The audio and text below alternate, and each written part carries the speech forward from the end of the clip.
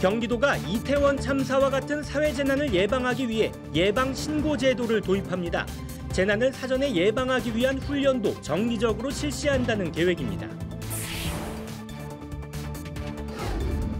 정부가 고금리로 침체된 부동산 시장에 대응하기 위해 수도권 일부 지역을 제외한 전역을 규제 지역에서 해제했습니다. 그동안 대출과 전매 제한 등 주택 거래 과정에서 발생했던 중첩 규제가 크게 완화될 전망입니다. 연쇄 성폭행범 박병화가 화성의 한 대학가 원룸촌으로 이주해오면서 화성시는 초비상사태가 지속되고 있습니다. 화성시는 강력 성범죄자의 거주지 문제에 대한 근본적인 해결책 마련을 법무부에 공식 건의한다고 밝혔습니다. 광복 70년이 넘었지만 경기도 내 상당수 학교들에는 아직도 일제 잔재가 남아있는 것으로 나타났습니다. 도교육청이 일제 잔재 청산 프로젝트를 벌이고 있지만 사업 진행 속도는 더디기만 합니다. 이 문제 집중 취재했습니다.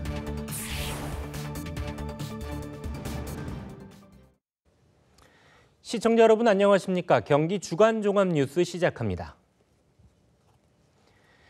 경기도가 이태원 참사와 같은 사회재난을 예방하기 위해 예방신고제도를 도입합니다. 도민 누구나 생활 속에서 안전 위험 요소를 발견할 경우 전화나 인터넷을 통해 신고하면 현장 점검을 진행하는 방식인데요. 사회재난을 예방하기 위한 훈련도 정기적으로 실시한다는 계획입니다. 박일국 기자가 보도합니다. 경기도가 건축물 안전 분야에만 시행해왔던 안전예방 한라인을 생활안전 전반으로 확대하기로 했습니다. 이태원 참사 같은 사회재난을 예방하기 위한 조치로 도민 누구나 크고 작은 위험 요소를 신고할 경우 경기도가 직접 점검하겠다는 겁니다. 도청 홈페이지나 SNS, 전용 전화를 이용해 쉽게 신고할 수 있는 창구를 만들고 절차도 간소화할 방침입니다. 도민들께서 누구든지 내가 살고 있는 인근도 좋고 아니면 경기도 관내 어디에서든지 이게 좀 안전에 조금 위험이 있어 보인다. 그것이 불법인지 또는 합법하더라도 혹시 안전사고 위험은 없는지 그런 것을 점검을 해서 필요한 조치와 권고를 하게 될 것입니다. 경기도 재난상황실과 소방, 경찰과 교육청이 함께 사회재난에 대비한 합동훈련을 진행하는 방안도 마련했습니다. 사회재난 상황에서 협력체계를 만들기 위한 것으로 예상하지 못한 재난을 예방하고 분석하기 위한 전담기구도 만들 계획입니다. 이 밖에 축대나 교량 등 재해가 우려되는 시설물에 감지기를 부착해 24시간 감시하는 방안도 신속하게 마련할 예정입니다. 축대의 기울기 또는 진동의 정도 또 배불림 현상 이런 것들이 다 감지가 되는 있다 그래요. 필요하다면 그런 것들 장비 구입해서 더 좀 확산할 수 있도록 하는 것 등에 대한 계획은 곧 짜도록 그렇게 하겠습니다. 경기도는 이태원 참사를 계기로 사람이 밀집하는 지역에 대한 전수조사를 진행하고 필요한 곳에 대책을 마련할 방침입니다. 한편 김동연 지사는 이태원을 뺀 12구 참사를 공식 용어로 사용하는 것이 바람직하다는 입장을 밝히고 중앙정부에 대해선 대통령 직속 국민안전자문회의를 설치할 것을 촉구했습니다. BTV 뉴스 박일국입니다. 정부가 고금리로 침체된 부동산 시장에 대응하기 위한 추가 완화 대책을 발표했습니다. 경기도는 과천과 광명시 등 4개 지역만 제외하고 전부 규제 지역에서 해제되는데요. 대출과 전매 제한 등 주택거래 과정에서 발생했던 중첩 규제가 크게 완화될 전망입니다. 앵커 리포트입니다. 전국적으로 집값 하락세가 지속되자 정부가 추가로 부동산 규제 지역을 해제했습니다. 경기 4개 지역과 서울만 제외하고 전국 모든 권역이 규제 지역에서 풀립니다. 지난 9월 세종을 제외한 지방 규제 지역을 전부 해제한 데 이어 2달 만에 수도권을 중심으로 대폭 완화한 겁니다. 경기도 9곳은 투기 과열지구에서 해제됩니다. 수원과 안양, 용인, 수지, 기흥, 동탄이, 군포, 의왕 등 9곳이 대상입니다. 이들 지역을 포함해 화성과 안산, 시흥, 오산 등 도내 22곳은 조정 대상 지역에서 해제됩니다. 과천과 광명, 하남, 성남 분당 수정구 등 4곳은 투기 과열지구와 조정 대상 지역 등 이중 규제 지역으로 남습니다. 정부는 이들 지역은 서울과 붙어 있어 집값과 개발 수요가 지속적으로 높기 때문에 규제를 유지한다고 밝혔습니다. 규제 지역에서 해제되면 대출과 청약, 거래 등 그동안 주택 거래 과정에서 발생했던 규제가 크게 완화됩니다. 투기 과열 지구에서 해제되면 15억 원 이상 주택에도 담보대출이 허용되고 주택담보대출 비율 LTV는 10%포인트 완화돼 9억 원 이하 주택일 경우 50%, 9억 원 초과에 대해서는 30%가 적용됩니다. 전매 제한 기간은 5년에서 3년으로 청약 재당첨 기한도 줄어듭니다. 조정 대상 지역에서 해제되면 50%인 LTV 규제가 70%로 완화되고 다주택자도 주택담보대출이 허용됩니다. 규제 지역 해제는 오는 14일 0시부터 효력이 발생합니다. BTV 뉴스 박희풍입니다. 안산시가 대부도를 서해안 대표 해양 관광도시로 육성하겠다는 계획을 발표했습니다. 인구 5만 명 이상이 거주할 수 있는 자족도시로 만들기 위해 기반시설에 대한 투자도 아끼지 않겠다고 밝혔습니다. 이재문 기자입니다. 내년 4월이면 안산 도심에서 배를 타고 대부도에 갈 수 있게 될 전망입니다.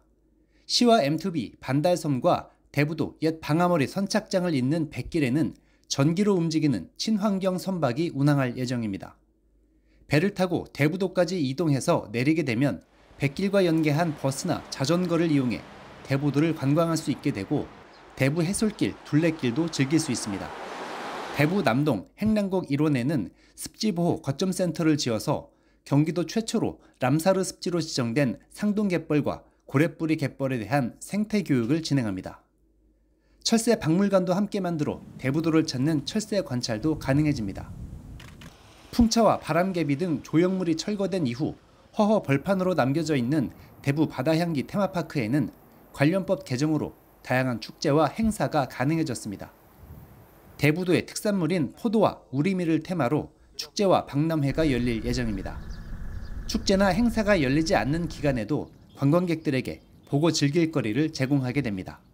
유채, 해바라기 등 대규모 경관 특화작물을 파종하고 사계절 아름다운 볼거리를 제공할 예정이며 사업 과정에 있어 지역 영농조합 등 민간의 참여를 유도하여 안산시는 또한 대부도 종합발전 계획을 수립해 인구 5만 명 이상이 상주하는 자족도시로 만들겠다는 계획입니다. 2025년까지 방아머리 선착장부터 탄광을 잇는 대부 황금로를 확장 포장하고 대부동 주거지까지 진입도로 개설, 하수관로 설치 등 기반시설을 확충하겠다는 목표입니다. 기다릴 만큼 기다린 대부도 주민들한테 인구가 유입이 돼서 그걸 통해서 기반시설을 안 친다는 것은 저는 이제는 시대가 그런 시대는 아니고요. 대부도를 수도권 대표 관광지로 육성하고 관광과 발전을 균형 있게 추진하게 될 종합발전 계획은 내년에 더욱 구체화될 예정입니다. BTV 뉴스 이재문입니다. 연쇄 성폭행범 박병화가 화성의 한 대학가 원룸촌으로 이주해 오면서 화성시는 그야말로 초비상 상태가 이어지고 있습니다. 박병화에 대한 강제 퇴거를 추진하고 있지만 여러 가지 이유로 쉽지 않은 상황인데요. 화성시가 강력 성범죄자의 거주지 문제에 대한 근본적인 해결책 마련을 법무부에 공식 건의하겠다고 밝혔습니다. 이재호 기자가 보도합니다. 강력 성범죄자 출소 후 거주지를 제한하고 있는 미국의 제시카법. 아동 성범죄자의 경우 공원이나 교육시설 반경 300m 안에선 거주를 금지하고 있습니다.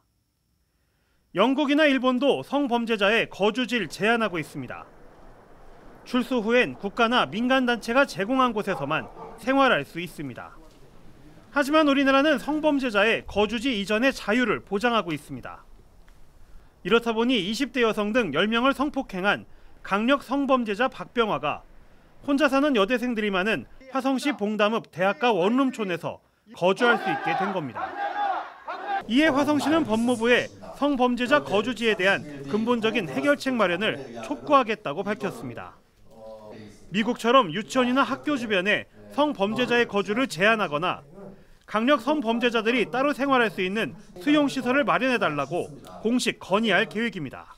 교도소 15년 살다가 바로 사회생활을 시키는 거잖아요. 주민들하고. 이렇게 하지 말고 중간에 보호시설에서 일정 기간 사회 적응 훈련도 하고 교화가 다 됐다고 100% 됐다고 재범 확률이 있다고 없다고 확정 지을 때까지는 일정 보호시설에서 그 보호가 필요하지 않느냐. 현재 박병화의 집 반경 500m 이내엔 어린이집 2곳과 초등학교 1곳, 대학교 1곳이 자리하고 있습니다. 게다가 다수의 여대생들이 살고 있는 원룸 1,500여 세대가 인접해 있어 화성시 지역사회는 박병화의 퇴거를 요구하며 무기한 농성을 이어나가고 있습니다. BTV 뉴스 이재호입니다. 자, 이렇게 박병화가 화성 지역으로 넘어온 지 열흘이 넘게 지나면서 인근 지역 주민들은 여전히 극심한 불안을 호소하고 있습니다. 보안등이나 CCTV를 설치해달라는 민원이 쇄도하고 있습니다. 계속해서 이재호 기자입니다. 화성시 봉담읍의 한 골목. 늦은 밤 가로등을 지나치자 칠흑 같은 어둠이 찾아옵니다. 주민들은 이 골목에 보안등 추가 설치를 요구하고 있습니다. 인근의 연쇄 성폭행범 박병화가 이주해 오면서 혹시 무슨 일이 생길까 불안감이 커지고 있는 겁니다. 요즘 박병화가 주변에 이제 이사를 왔잖아요. 사실은 이 가로등 없이도 불편함 없이 살았는데 요즘 또 해도 일찍 지지 않습니까? 6시만 돼도 꼼꼼하더라고요. 어제도 집에 들어오는데 불안했어요. 사실은 차에서 내리면서 누가 덮치지 않을까? 박병화가 봉담읍 원룸에 입주한 지난달 31일부터 봉담읍엔 보안등이나 CCTV를 설치해달라는 민원이 쇄도하고 있습니다. 봉담읍은 박병화가 살고 있는 대학가 원룸촌 일대에 보안등 100대 이상을 새로 설치하거나 교체했고 경찰도 CCTV 27대를 박병화의 거주지 인근에 설치 중입니다. 그럼에도 방범시설을 설치해달란 주민들의 요구는 끊이지 않고 있습니다. 하지만 봉담읍은 관련 예산이 소진됐다며 추가 설치는 어렵다고 설명하고 있습니다. 현재로서는 돈이 없어요. 왜냐면 거기 너무 많이 들어가지고 설치는 힘들고 교체 정도, 수리 정도만 하고 있어요. 예산이 부족하단 봉담읍의 답변에 주민들은 분노를 감추지 못하고 있습니다. 다른 예산을 끌어써서라도 주민들을 보호해야 하는 것 아니냐며 강한 불만을 드러내고 있습니다. 지역 주민들이 불안한 마음을 계속 가지고 있고 하니까 우선이라도 다른 예산을 사용해서라도 빨리 그런 보안 장치나 이런 것들은 해주셨으면 좋겠다고 생각합니다.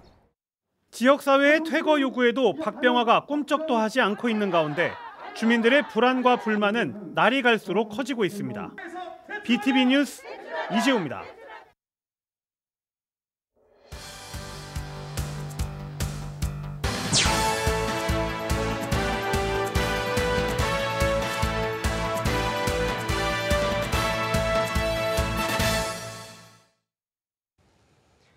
(3.1운동) 100주년에 광복 70년도 지났지만 경기 지역의 상당수 학교에는 아직도 일제의 잔재가 그대로 남아 있습니다. 친일 인사 기념비가 학교 안에 세워져 있는가 하면 학교 상징물인 교표와 교가 등에서도 일제의 흔적이 묻어나고 있는데요. 이와 관련해 경기도 교육청이 지난 2019년부터 도내 학교에 대한 일제 잔재 청산 프로젝트를 벌여오고 있지만 사업 진행 속도는 더디기만 합니다. 이 문제에 대해 임세혁, 김효승 기자가 집중 취재했습니다. 한 초등학교 담장 옆에 비석이 자리하고 있습니다. 이 학교에 설립 자금을 기부한 한 고위 관료를 기념한다는 취지로 지난 1939년에 세워진 겁니다. 하지만 경기도와 도교육청 조사에 따르면 이 비석 속 인물은 일제를 위해 군용물자를 조달하는 등의 활동을 했던 친일 인사입니다. 일제 잔재인 기념비가 학교 안에서 수십 년째 보존되어 온 겁니다. 도내 학교들에 남아있는 일제 잔재로는 교표도 있습니다. 평택의 한 중학교 교표의 경우 일본풍의 하얀색 날개 가운데에 빨간색 원이 자리 잡고 있어 일장기를 연상케 하는 일제 잔재로 분류되고 있습니다. 같은 지역의 한 고등학교 교표 역시 마찬가지입니다. 학교 내 일제의 흔적은 여기에서 그치지 않고 교가로도 남아 있습니다. 안양의 한 중고등학교 교가 악보를 보면 작사자 이름이 백낙준으로 표기된 걸 알 수 있습니다. 제2대 문교부 장관 출신인 백낙준은 지난 2009년 대통령 직속 친일 반민족 행위 진상규명위원회가 친일파로 분류한 인물입니다. 이렇듯 일제잔재가 남아있는 경기도 내 학교는 올해 기준으로 총 372곳에 달합니다. 유형별로 보면 일제가 도입한 것으로 전해지는 향나무 교목이 심어져 있는 학교가 200곳이 넘습니다. 일제잔재의 교가를 부르는 학교는 65곳, 친일파 비석이 세워져 있는 학교는 12곳이 있고 교표 또는 교화, 동상이 있는 학교도 있습니다. 이런 가운데 경기도 교육청은 도내 학교들에 있는 일제의 흔적을 지우겠다며 3.1운동 100주년을 맞은 지난 2019년부터 일제잔재 청산 프로젝트라는 사업을 벌여왔습니다. 일제잔재가 있는 학교에 청산 작업을 유도하고 사업비 등을 지원하는 사업입니다. 그동안의 성과는 어땠을까? 2019년부터 지난해까지 3년간 청산을 마무리한 학교는 채 20곳도 안 되는 것으로 나타났습니다. 3년간 4.85%를 청산하는 데 그친 것으로 1년에 10곳도 하지 못한 셈입니다. 일각에서는 청산 속도가 늦어도 너무 늦은 게 아니냐는 지적이 제기되고 있습니다. 이런 속도라면 수십 년이 더 걸리지 않겠냐는 겁니다. 이런 추세로 간다면은 일제강점기 36년보다 훨씬 더 긴 반백년은 넘게 걸릴 것 같아요. 학생들을 일제 잔재가 남아있는 교육 현장에서 공부하게 한다는 일, 이거는 있을 수 없는 일이죠. 학교 내에 일제 잔재를 서둘러 조치해야 된다고 봅니다. 애당초 시작부터가 늦었던 사업인 만큼 도내 학교들에 남아있는 일제 잔재의 청산에 속도를 높여야 한다는 지적이 나오고 있습니다. 여기에 대한 경기도 교육청의 입장과 개선 방안 등에 대해서도 취재했습니다. 계속해서 김효승 기자의 보도입니다. 경기도 교육청은 교내 친일잔재 청산 속도가 느린 이유는 추진 과정에서의 어려움 때문이라고 말합니다. 청산을 강요할 경우 학생과 교사, 학부모와 동문회 등 학교 관계자들의 반발이 따르지 않겠냐는 겁니다. 이에 관계자들에게 공감을 얻는 과정이 필요한데 도교육청은 이 절차를 각 학교의 자율에 맡기고 있다는 입장입니다. 청산을 안 하겠다라고 하는 학교들도 있고 행정적으로 무조건 없애라 이렇게 명령에 의한 것이 아니라 교육 공동체의 어떤 자율적 노력에 의한 방법으로 진행돼야 된다고 보는 겁니다. 이러한 도교육청의 방침에 비판의 목소리도 적지 않습니다. 학교의 자율성을 존중하는 것도 좋지만 그동안의 성과가 기대에 미치지 못했던 만큼 보다 적극적인 방안을 강구해야 한다는 겁니다. 교육청은 이 교육기획위원회와 함께 이 부분에 대해 친일잔재 청산에 대한 새로운 의지를 좀 다질 필요가 있다. 학교에서의 그 소극적인 자세를 좀 더 적극적인 자세로 바꾸기 위한 절차들을 좀 만들어주는 것이 필요하고 실제 일제 잔재를 청산한 학교에서조차 도교육청의 소극적인 관심과 지원에 아쉬움이 있었다고 토로합니다. 그저 예산만 지원됐을 뿐 그 외의 과정에는 도움을 받은 게 거의 없어 어려움이 많았다는 설명입니다. 도교육청에서는 예산뿐만 아니라 그 일제잔재 청산을 실시할 수 있도록 교육 과정을 지원한다던가 전문 인력을 강사풀로 구성해서 학교에 지원을 하면 그 학교 구성원들이 일제잔재 청산에 더욱더 공감하고 이런 의지를 갖고 일제잔재 청산을 할 수 있을 것이라고 생각됩니다. 지난 3년 동안 채 10%도 청산하지 못한 도내 학교 일제 잔재 청산 문제. 전문가는 이제부터라도 도교육청이 주도적으로 나서야만 제대로 된 성과를 낼 수 있다고 지적합니다. 학부모나 교사나 학생들 스스로가 학사일정 이외의 사업을 고민한다는 것은 대단히 어려운 현실이거든요. 그렇지만 친일 문제는 대단히 우리 역사 속에서 교육 내용 속에 중요한 문제이기 때문에 이 부분은 학교의 자율성이라는 명분으로 방치할 것이 아니라 단체장, 특히 학교 교육감 또 교육지원청장이 지난해까지의 속도라면 경기도 내 학교 일제잔재를 모두 청산하기 위해서는 앞으로도 50년이 넘게 필요합니다. 이러한 세월이 지나는 동안 도내의 수많은 학생들은 과연 무엇을 배우고 느끼게 될까요? 이제는 더 이상 느긋해선 안 된다는 이야기가 나오는 이유입니다. BTV 뉴스 김효수입니다.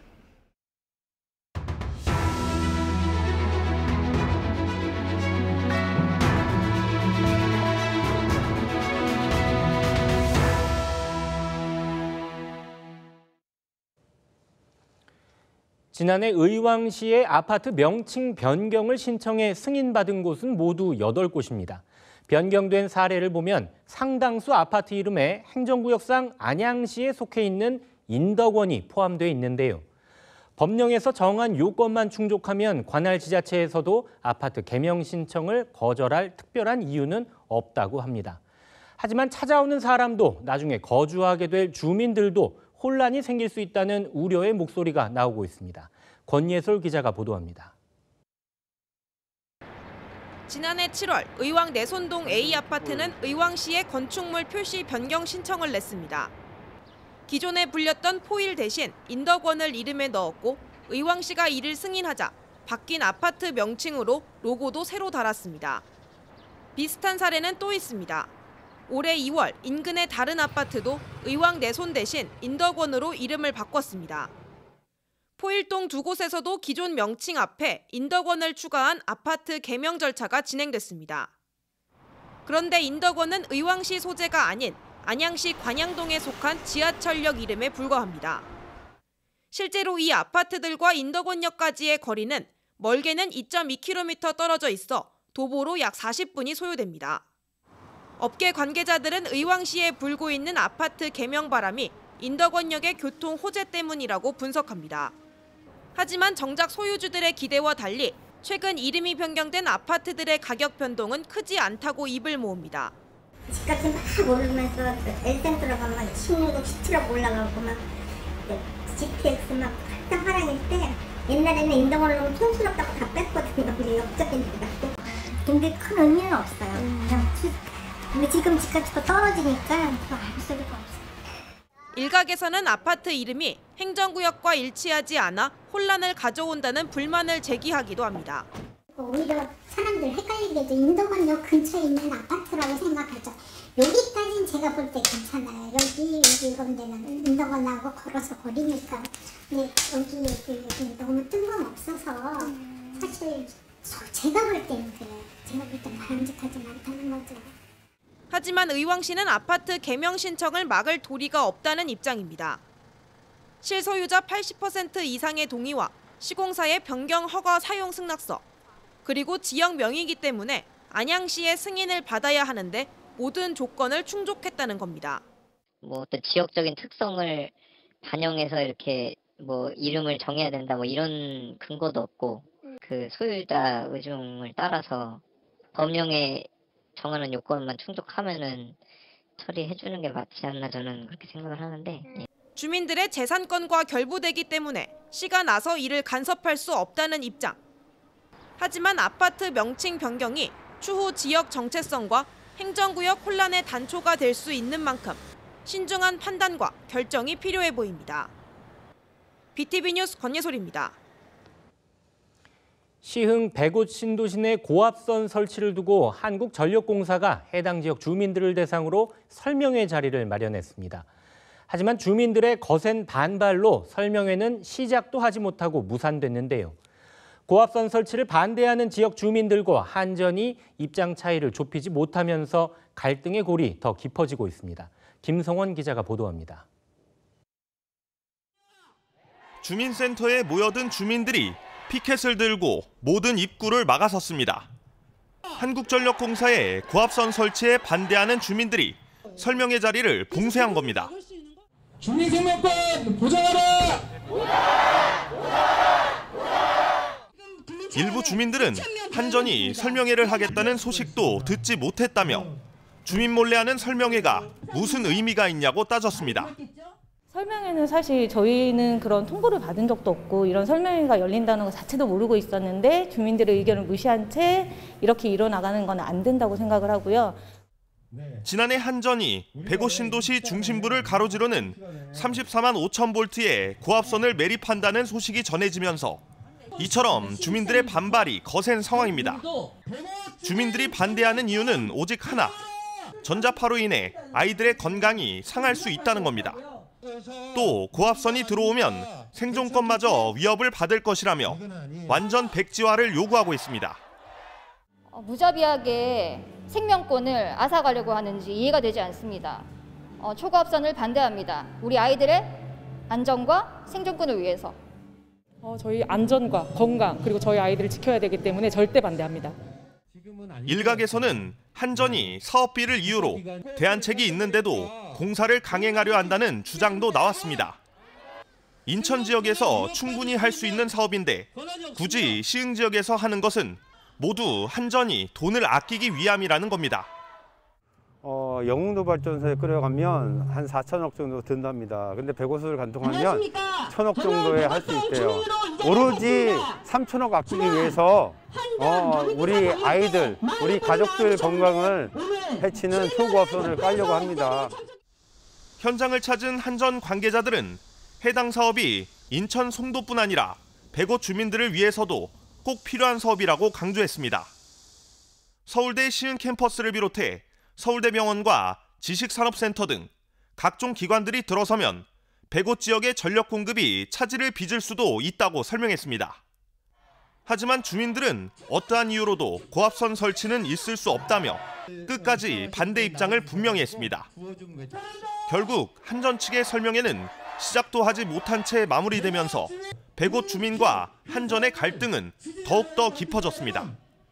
BTV 뉴스 김성원입니다. 쌀 가격에 대한 통계가 나오기 시작한 지난 1977년 이후 45년 만에 올해 쌀값이 가장 큰 폭으로 떨어졌습니다. 쌀 수매를 해오던 단위 농협도 경영 상황이 악화되면서 일부는 도산될 위기에 처한 상황입니다. 평택 지역의 농민들이 쌀 시장 자동 격리를 의무화한 양곡관리법 개정안 국회 통과를 촉구하고 나섰습니다. 주하영 기자가 보도합니다. 다방농기 300원 보장하라! 45년 만에 쌀값이 25%가량 폭락한 가운데 평택의 농민단체들이 지역 국회의원 사무실 앞에서 양곡관리법 개정안 통과를 촉구하고 나섰습니다. 쌀값 폭락과 생산비 폭등, 금리 인상과 농업부채 증가라는 악재가 이어지며 많은 농민들이 파산할 위기에 처해 있다. 이대로 농민들이 파산한다면 우리 농업은 붕괴하고 말 것이다. 이제는 달라져야 한다. 양곡관리법은 쌀값이 5% 넘게 떨어지면 정부가 생산량 일부를 사들이는 겁니다. 현재는 임의 조항으로 정부가 꼭 사들이도록 하는 의무 조항으로 변경하는 개정안을 두고 정부와 여당이 반대 의사를 나타내고 있습니다. 농민단체들은 쌀값 하락으로 단위 농협들도 도산 위기에 놓여 있다며 가격 안정을 주장하고 있습니다. 수매를 하면 샀을 때 가격보다 쌀값이 떨어지면 그 엄청난 양이 또 손해를 보게 되지 않습니까? 가깝게는 팽성농협이 9억 원의 적자, 또 안중농협도 4억 원 가까이. 결국 잘못된 정부 정책에 의해서 현장의 농협도 괴롭고 농민도 어려운. 실제로 한 단위 농협의 경우 올해 수십억 원의 적자를 추산하고 있습니다.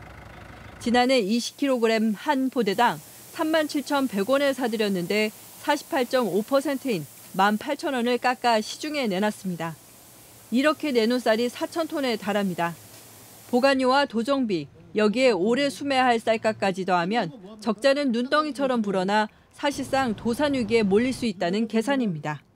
올해 수매 가격은 또 어떻게 될지 모르겠지만 내년에 또 이익을 보라는 법도 없잖아요. 또 만약에 내년에 또 적자라면 뭐 진짜 도산할 수도 있는 거죠.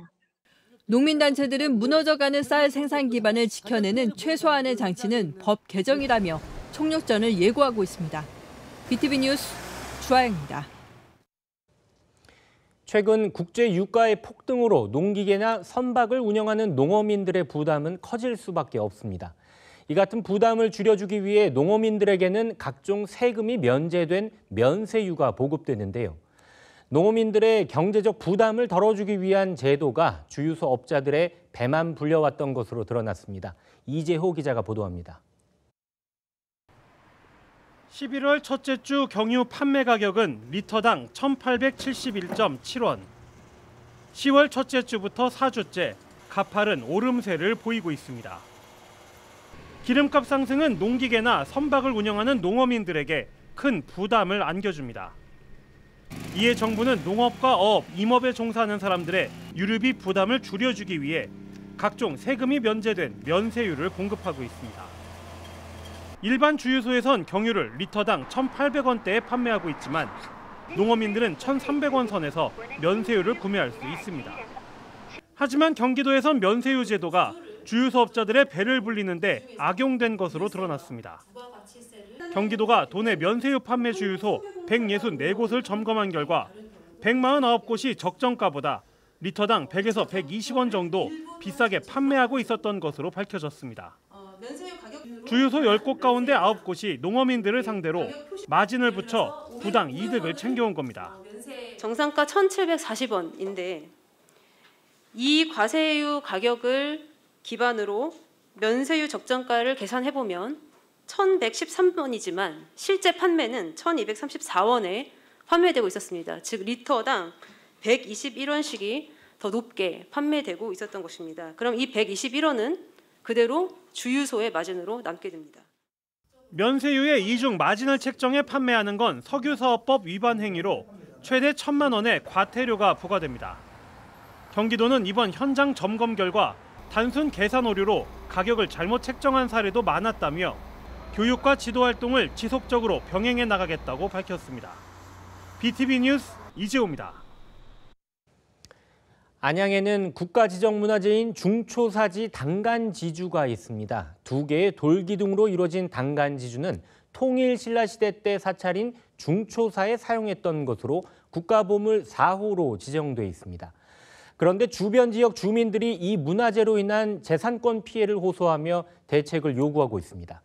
문화재 개발 보호구역이 있어서 개발하는 데 제약을 받기 때문입니다. 이창호 기자가 주민들을 만나봤습니다.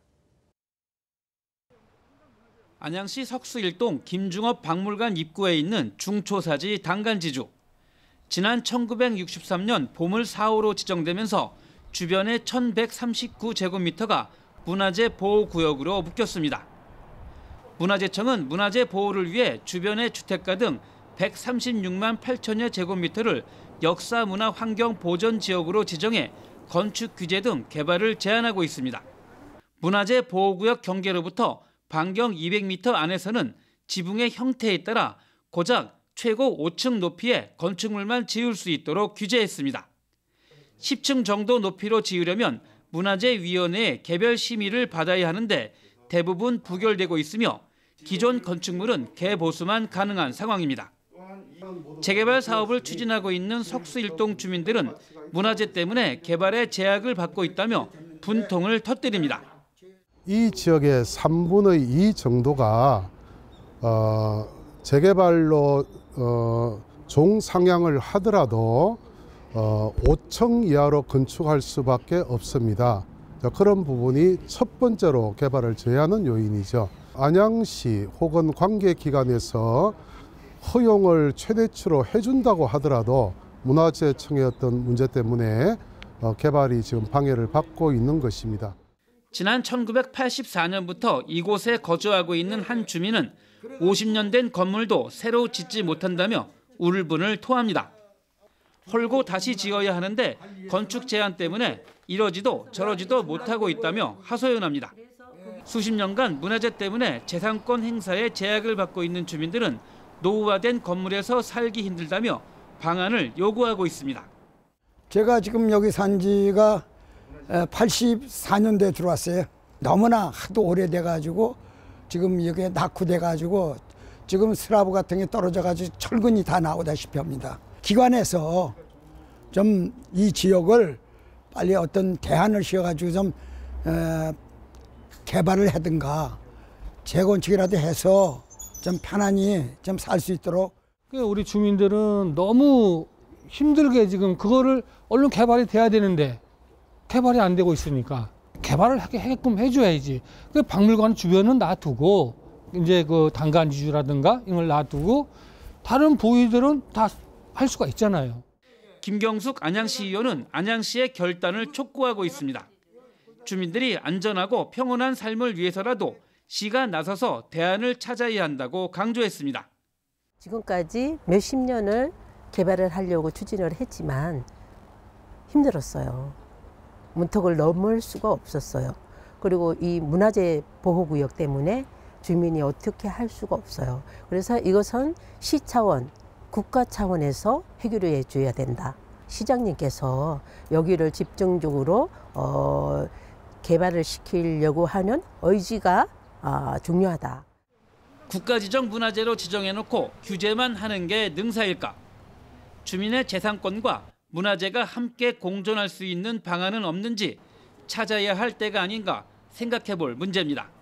BTV 뉴스 이창호입니다. 경찰이 연쇄 성폭행범 박병화의 거주지 주변에 대한 경비를 상시체계로 전환했습니다. 경기 남부경찰청은 박병화가 거주하고 있는 화성시 봉담읍 대학가 원룸촌에 거점 5곳을 지정하고 기동대 인력 10명을 상시 배치했다고 밝혔습니다. 아울러 화성 서부경찰서 여청강력팀 3명을 특별 대응팀으로 편성해 박병화가 외출 시 동행 관리하기로 했습니다. 경찰은 박병화 거주지 인근에 특별 치안센터 2곳을 설치해 운영 중이고 비상벨 등의 추가 방범시설 설치도 이번 주 안에 마무리할 계획입니다.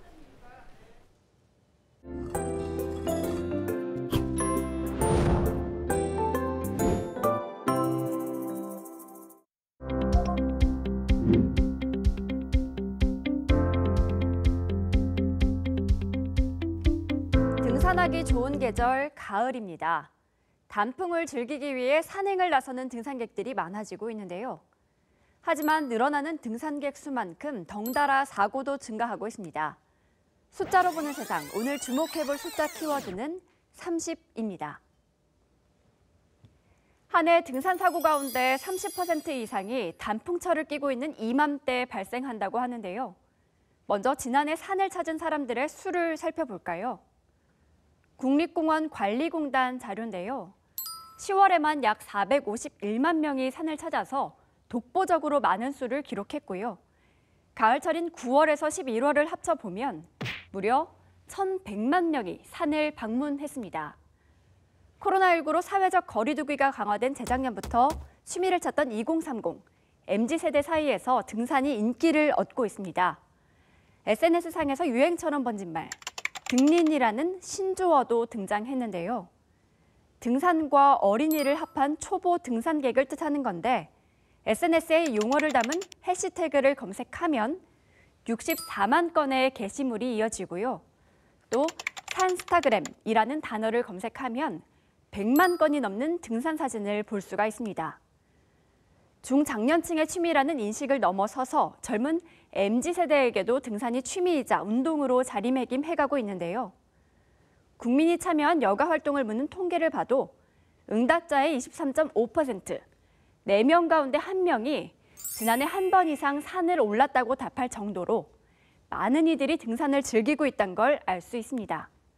등산이 이렇게 사랑받는 이유는 뭘까요? 실외는 또 마스크도 벗으니까 등산하기도 좋고, 그리고 실내에만 있다가 밖에 나오니까 그것만으로도 힐링이 되고, 거기다가 또 이렇게 단풍도 오고 하니까 더 좋습니다. 산에 다니면서 등산에 더 많이 빠지게 된 거죠. 그러니까 매력도 찾게 되고, 그래서 그 이후부터 산에를 더 자주 다니게 된 것 같아요.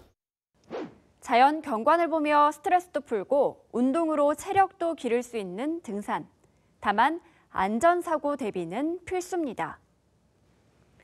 앞서 이야기한 것처럼 한 해 산악사고의 30% 이상이 가을철에 집중되는데요. 특히 코로나 사태 이후 전반적인 사고 건수가 급증하고 있어서 더욱 주의가 필요하겠습니다. 전국적으로 가을철 산악사고 구조 건수를 보면요. 지난 2019년 3,106건이었던 그 수가 2020년엔 3,730건, 지난해에는 4,095건으로 늘었습니다. 코로나 전과 후를 비교하면 가을철 산악사고가 30%나 급증한 겁니다. 안 그래도 한 해 사고의 30%가 쏠린 단풍철에 등산 인구가 늘면서 사고 수가 더욱 늘고 있다는 분석입니다.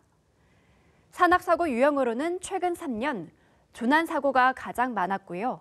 실족이나 추락, 탈진 등이 뒤를 이었는데요. 그렇다면 안전한 산행 어떻게 해야 할까요? 준비되지 않은 상태에서 산행을 시작하시거나 아니면 산행에서 내려오실 때 그 내리막길에서 미끄러져서 실족 사고가 주로 발생하고 있습니다. 충분한 스트레칭 후 자신의 체력에 맞는 지정된 등산로를 이용해야 합니다. 특히 가을산은 해가 일찍 지고 일교차가 크기 때문에 조기 하산해야 하며 사고 위험을 높이는 음주 산행은 삼가고 혹시 모를 부상에 대비해 반창고나 간단한 구급약을 챙기는 것도 도움이 되겠고요. 소방당국은 등산로 주변에 산악 위치 표지판을 잘 확인해 두면 만일의 사태에 보다 빠르게 구조를 할 수 있다고 덧붙였습니다. 우리나라의 70%는 산으로 이루어져 있죠. 가까이에 자리한 만큼 다가가기 쉬운 취미이자 운동인 등산. 깊어가는 가을, 안전에 유의하면서 산이 주는 즐거움을 만끽하시길 바랍니다. 숫자로 보는 세상, 김효승이었습니다.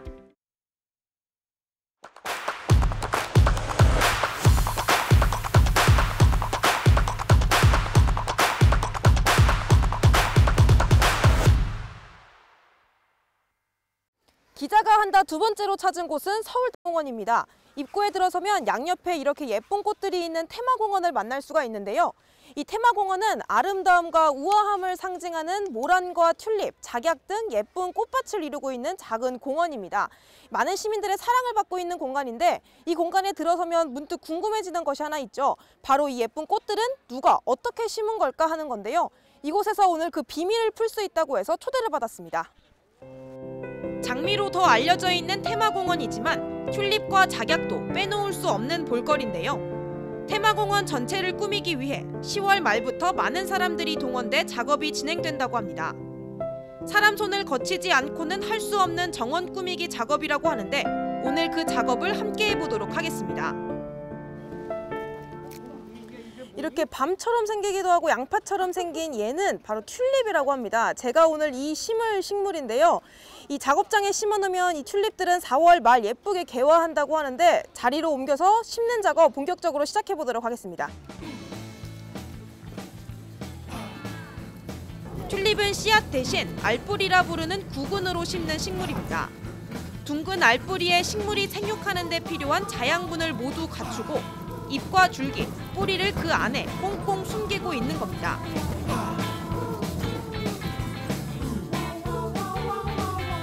여기가 오늘 제가 작업할 튤립 텃밭입니다. 지금 이렇게 갖고 온 이 튤립들을 가지고 심어볼 건데 오늘 심을 이 튤립의 양이 한 700개 정도 되는데 총 7,000개의 튤립들이 이 테마 정원을 꾸며진다고 합니다. 여기 이제 몇 개 심어져 있는 튤립들인데요. 여기 보면 지름 한 15cm 정도 되고 그다음에 깊이도 한 15cm 정도 구멍을 판 다음에 이 튤립들을 하나씩 꼭지가 위로 가게 심어야 된다고 합니다. 이렇게 지금 한 줄씩 간격을 맞춰서 심어져 있는데 이 흐름에 맞춰서 제가 한번 해보도록 하겠습니다. 엎고 네. 회전. 회전. 네, 회전. 그럼 저절로 들어가요. 아, 네네. 네, 힘을 안 써도 좀 넓게, 깊이보다는 넓게. 예. 좌우로 좀 많이 제껴져요. 내가 대신 넣어줄게요. 네. 이게 작업이 그래서 2인 1조로 이루어진다고 합니다. 15cm가량의 구멍을 파고 부근의 뾰족한 부분이 위를 보도록 구멍에 넣어주면 됩니다. 방향을 반대로 한다면 싹이 아래로 자라게 돼 꽃이 피지 못하게 됩니다. 작업할 때 사용되는 쇠 막대기는 오랜 기간 이 작업을 반복해온 작업자분들의 아이디어로 자체적으로 개발한 도구라 합니다. 가벼워 보이지만 실제 무게는 3kg 남짓 되는데 반복 작업을 하다 보면 어김없이 고통이 찾아옵니다. 이 대부분의 꽃들은 원래 봄에 이제 다 모종을 좀 심곤 하는데 서울대공원 같은 경우는 이렇게 겨울철에 씨앗을 심는다고 합니다. 제가 이 작업하기 전에 주인님한테 들었는데 여기는 꽃을 심고 마지막에 물을 뿌리지 않는다고 해요. 겨울철에 벌써 싹을 피면 추운 겨울에 이제 싹들이 다 죽어버리기 때문에 그런 거다라고 이야기를 하시더라고요. 근데 왜 겨울철에 이 작업이 이루어지는지 좀 문득 궁금해지는데 그 전에 이렇게 튤립 가든을 조금 조성하고 있는 이 서울대공원 이곳이 어떤 의미를 갖는지 주인님께 좀 여쭤보려고 해요. 주인님, 튤립 공원이 갖는 의미, 그리고 테마공원이 갖는 의미가 좀 뭔가요? 이런 꽃과 나무와 물과 이런 걸 보면서 힐링의 공간, 힐링의 공간으로서 이제 올 수 있는 공간으로 솔직히 서울시에서 운영하다 보니까 저렴하잖아요. 일종의 여유의 시간을 즐길 수 있는 그런 공간이라고 보시면 됩니다. 이게 어차피 봄을 위해서 만든 공간이잖아요. 네네. 근데 이 겨울철에 이렇게 작업하는 이유가 좀 있나요? 한 8월 이후부터 내년에 꽃 필 걸 다 준비해 놔요. 그래서 이제 저희들도 내년을 위해서 준비하는 시기. 그리고 이제 겨울철이 정말 추워지면 이제 저희들 월동 준비를 해야 되기 때문에 그 시간을 이렇게 좀 화려해서 이제 조금 여유 있는 시간에 미리 할 것들을 해놓는 겁니다. 매년 직원 수십 명이 동원돼 최소 7일 이상을 반복해야 꽃 심기 작업이 끝난다고 합니다. 이들은 반복되는 작업이 고되고 힘들지만 이곳을 찾는 시민들이 꽃을 보고 힐링을 받았다면 그것이 자신들의 행복이라고 말합니다. 살다 보면 버텨야 하는 시간들이 있다고 합니다. 찬바람이 불기 시작하면서 올해도 한자리에서 머문 채 시간만 보낸 것 같아 허탈한 마음이 들다가도 이 땅속에서 봄을 기다리는 이 씨앗처럼 어쩌면 지금 이 순간이 내년을 위한 기약의 순간이 아닌가 하는 깨달음을 얻습니다. 무엇이든 궁금하면 직접 해봅니다. 기자가 한다의 권예솔이었습니다. 이상으로 경기 주간 종합 뉴스를 모두 마칩니다. 시청해주신 여러분 고맙습니다.